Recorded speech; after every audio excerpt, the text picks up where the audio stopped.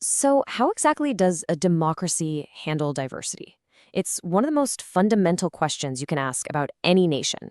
And the answer can be the difference between a country that flourishes and one that just falls apart. Today, we're diving deep into this great social puzzle. I mean, really think about that for a second. This isn't some abstract thought experiment. It's the reality for millions and millions of people every single day. How do you take all these different threads, different languages, different beliefs, different cultures, and weave them into one strong single fabric? That's the challenge we're unpacking. All right, so to really get a handle on this puzzle, we first need to understand the pieces. Let's start by breaking down the two key ideas that are at the very heart of this whole conversation. Now, what's so important to get here is that social diversity itself is completely natural. I mean, every single society has these kinds of differences. The critical moment, the turning point, is when those identities become political fuel. That's when things can get really complicated really fast. And this is where democracy is supposed to come in. See, it's so much more than just casting a vote every few years. A healthy democracy is basically a system, a set of rules designed specifically to manage all the friction that diversity can create. The goal is to find solutions together, not to just let one group steamroll everyone else. So, you've got a diverse society and you've got a democratic government. This brings us to a huge fork in the road. Because the path a democracy chooses to take with its own diversity, well, that can lead to two drastically different futures, as we're about to see. On one side, you've got majoritarianism. This is basically the idea that majority rules means the majority gets to call all the shots and too bad for the minority. But on the other side, you have accommodation. This is the belief that real, stable government means everyone gets a seat at the table. Let's look at two real-world examples that show these two ideas in action. Sri Lanka unfortunately took the path of majoritarianism. The government made policies that systematically favored the majority Sinhala community, especially when it came to things like university spots and government jobs. They sidelined the Tamil minority, and the result wasn't unity.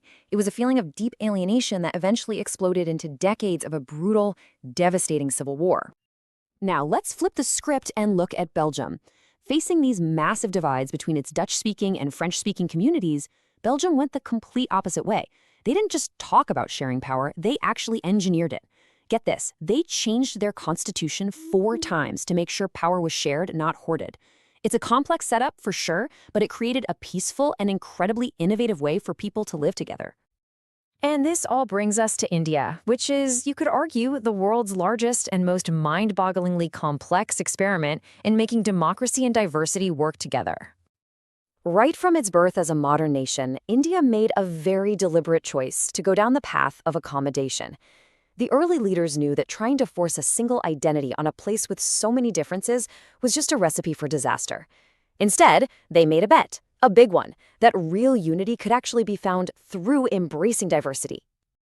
So how did they do it? Well, they had a pretty powerful toolkit. First, a constitution that wasn't just a piece of paper. It was a promise of equal rights to every single citizen. Second, secularism, making sure the state didn't play favorites with any religion.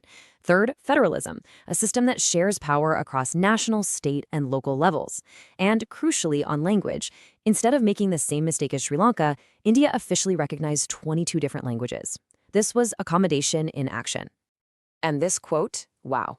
It just hits the nail on the head. It's from Rabindranath Tagore, the man who actually composed India's national anthem.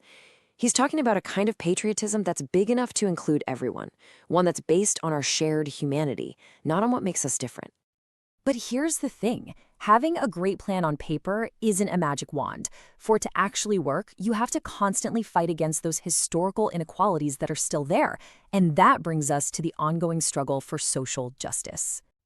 So what are we talking about when we say social justice? Really, it's about closing that gap between the promise of equality that's written down and the reality of inequality that people live every day. It's about making fairness a real thing, not just a nice idea. And this chart really shows you the scale of the challenge. I mean, look at these numbers.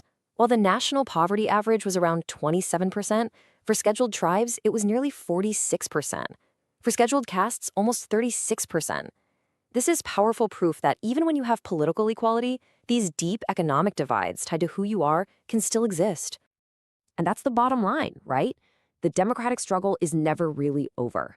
The movements for the rights of women, of Dalits, of Adivasis, these aren't some sideshow to India's democratic story. They are the main event. They are at the very heart of it, constantly pushing the nation to actually live up to its own incredible ideals. Okay, so we've seen these two very different stories. One ends in a terrible war, the other in a careful working compromise. So what's the big lesson here? What's the real measure of a democracy that actually works? Well, first things first, we have to get past this really simple and, frankly, pretty dangerous idea that democracy just means 51% of the people get to tell the other 49% what to do. As we saw with Sri Lanka, that is a one-way ticket to conflict. And here it is. This is the secret sauce.